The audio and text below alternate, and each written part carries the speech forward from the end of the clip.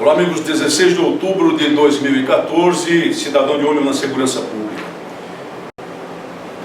E amigos, não se esqueçam, nada de já ganhou. Esse é um grande perigo.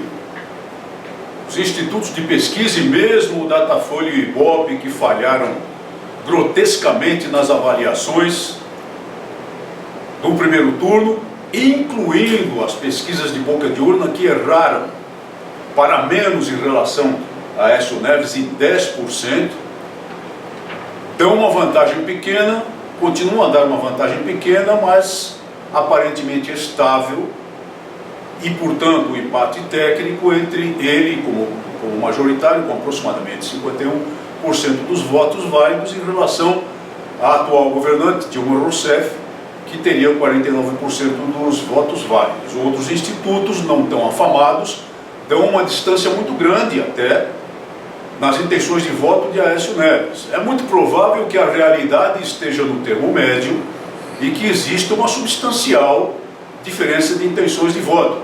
Mas não se desmobilizem, não baixem a guarda, não se iludam com o feriado que poderá haver lá junto ao dia da eleição, porque temos aí um dia do servidor público, né?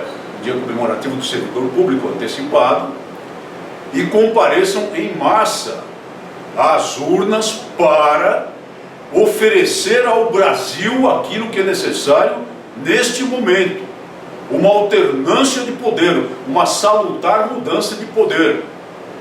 E sei perfeitamente que alguns daqueles que têm o nosso pensamento estão até um pouco aborrecidos com a candidatura a Aécio Neves, com os marqueteiros do candidato, porque não tomam as posições incisivas necessárias, incluindo os debates da TV. Está na hora dele ser mais incisivo e responder à altura à candidata presidencial, porque ela o está atacando com baixarias, nos debates e fora dos debates.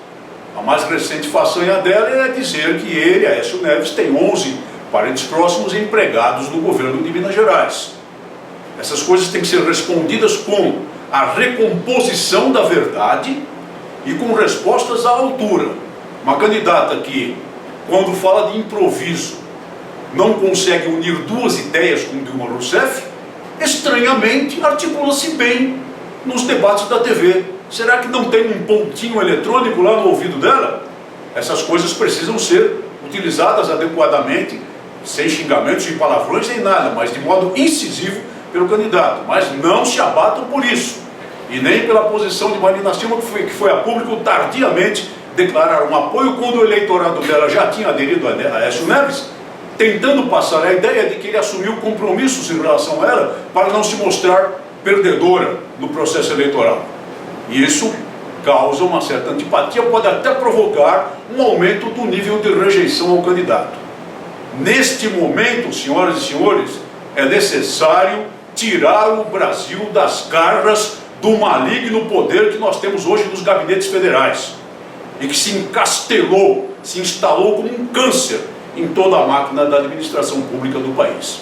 E posteriormente nós saberemos cobrar do então presidente Aécio Neves as posições necessárias aos interesses do país.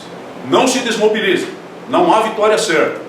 Mantenham o impulso e mantenham a campanha individual pelo candidato, exercendo a influência positiva e sadia que sabemos influir nos nossos familiares, nas pessoas do nosso relacionamento, nas pessoas do círculo de trabalho e de todas as atividades sociais.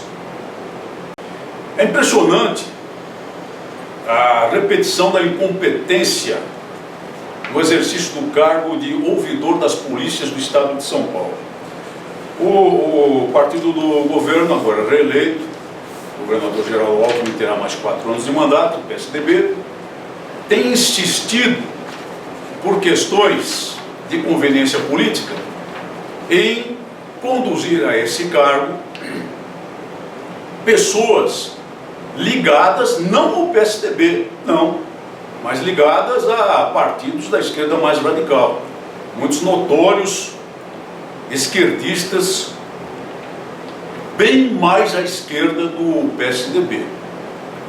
E o atual ocupante desse cargo é o senhor Júlio César Fernandes Neves, que publicou em recente matéria no jornal aqui, ou melhor, se manifestou recentemente a respeito daquele incidente ocorrido numa feira popular no Brás, em que um soldado da Polícia Militar, ao tentar repelir a tentativa de um indivíduo de se apossar de uma das armas que ele portava, acabou disparando a pistola de serviço e provocou a morte dessa pessoa.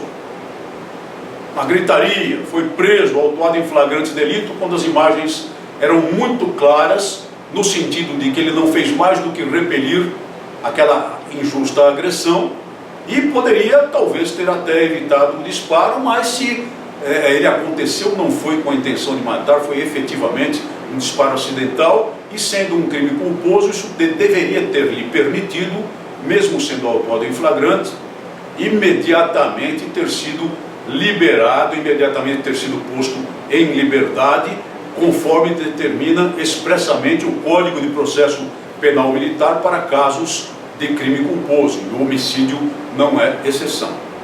Mas vem esse ouvidor se manifestar a dizer que aquela atividade era da Operação Delegada, em que os policiais militares atuam em sintonia, em estreito atendimento às necessidades do serviço público municipal, mediante um convênio que existe entre o governo do estado e o governo municipal, e que é conhecido popularmente como o bico oficial da Polícia Militar.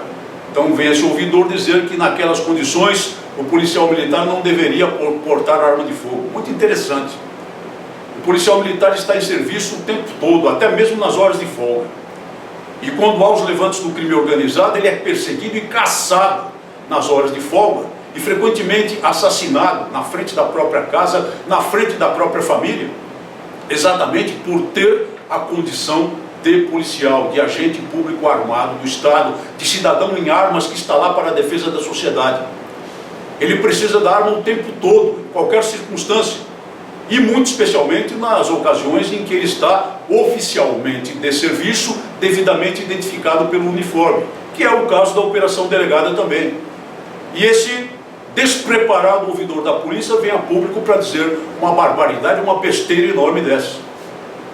E continua no cargo, porque o ouvidor de polícia tem mandato, não sei se sabem, tem mandato de 2 anos, não pode ser removido do cargo enquanto não terminar o mandato, a não ser evidentemente que cometa aí um crime, que se envolva numa situação criminal, uma situação extremamente grave. Ele tem mandato. O comandante-geral da Polícia Militar, por exemplo, não tem mandato algum. Ele é nomeado e pode ser demitido da noite para o dia de acordo com a vontade do governador. O mesmo acontece com o delegado-geral de polícia. Mas o ouvidor de polícia não, ele tem mandato. Então ele pode falar as besteiras que quiser, que não vai acontecer nada. Isso é muito triste. E vem ocorrendo no estado de São Paulo, em detrimento da segurança pública. A importância das atividades de um ouvidor de polícia é notória, sem dúvida alguma. Mas em nada ajuda a segurança pública, em nada beneficia o cidadão comum o fato de pessoas absolutamente despreparadas, absolutamente não conhecedoras da realidade da atividade policial para um cargo dessa natureza. Muito obrigado por sua atenção e até o nosso próximo programa.